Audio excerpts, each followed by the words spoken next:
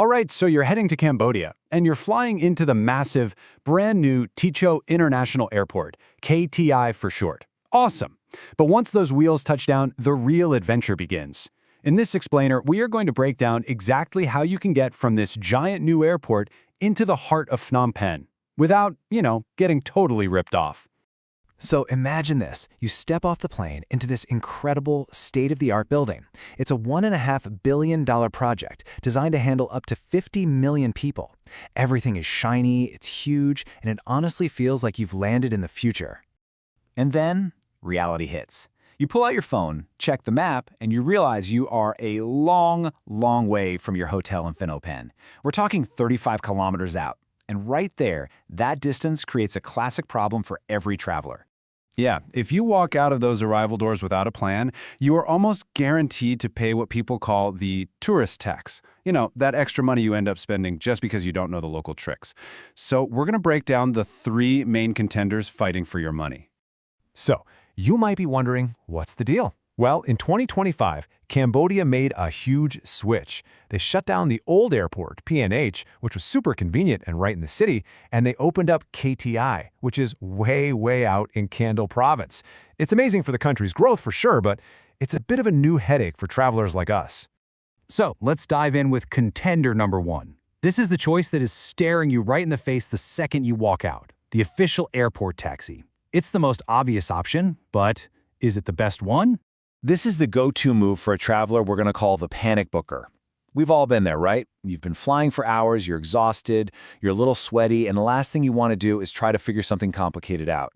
You just see a sign for a car and think, yes, please just get me to my hotel. And for that sweet, sweet convenience, you're going to pay a fixed rate. We're talking around $35 for just a standard car. And if you're with a group and you need a minivan, oh yeah, that price can jump up to over $50.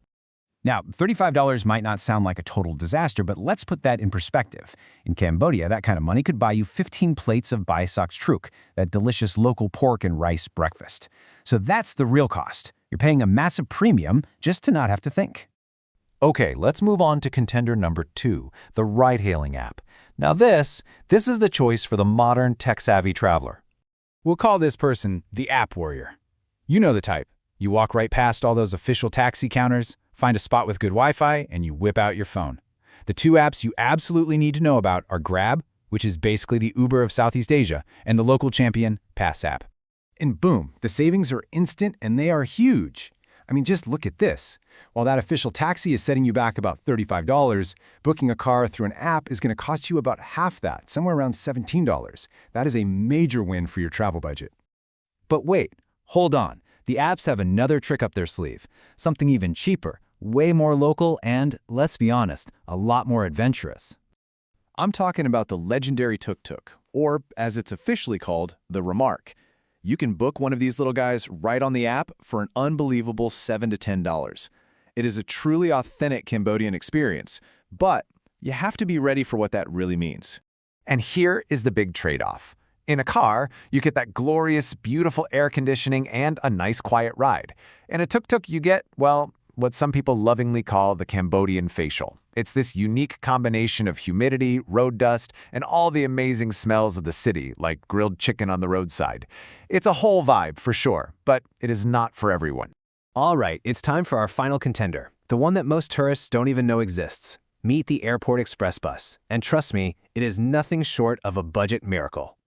Choosing this path makes you a local legend. This is the traveler who did their research. Why? Because the bus stop is not obvious at all. You really have to know where you're going to find it. To find it, you've got to be on a mission. You walk out of the terminal, you stroll confidently past all those expensive taxis, you cut through the entire parking lot, and you make your way all the way out to the main road. It's a bit of a walk, but oh, the reward is so worth it. And here it is, the jaw-dropping payoff. The price for a one-way ticket into Phnom Penh is 1,500 riel. That translates to about 37 US cents. I am not joking. That is not a typo. 37 cents.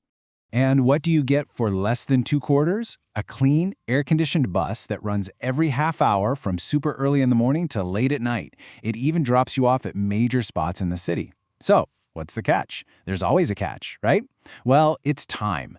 This trip is going to take you at least 90 minutes and probably more if there's traffic. So there you have it. We've met our 3 contenders. Now it's time to put them all side by side for the final showdown.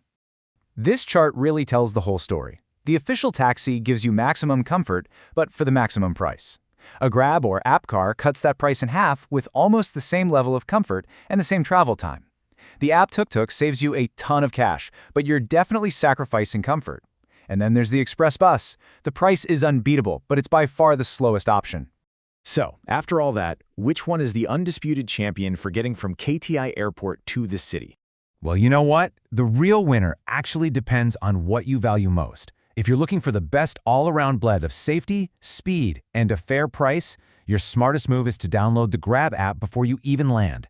But if you are on a super tight budget and you want a real local experience, a story you can tell people back home, you simply cannot beat the 37-cent bus. So in the end, the choice really boils down to this one question. Are you prioritizing convenience over cash? Do you want to get to your hotel as fast as possible, no matter the cost, or are you looking to save a little money and have a small adventure along the way? Your answer to that question tells you exactly which ride you should be taking.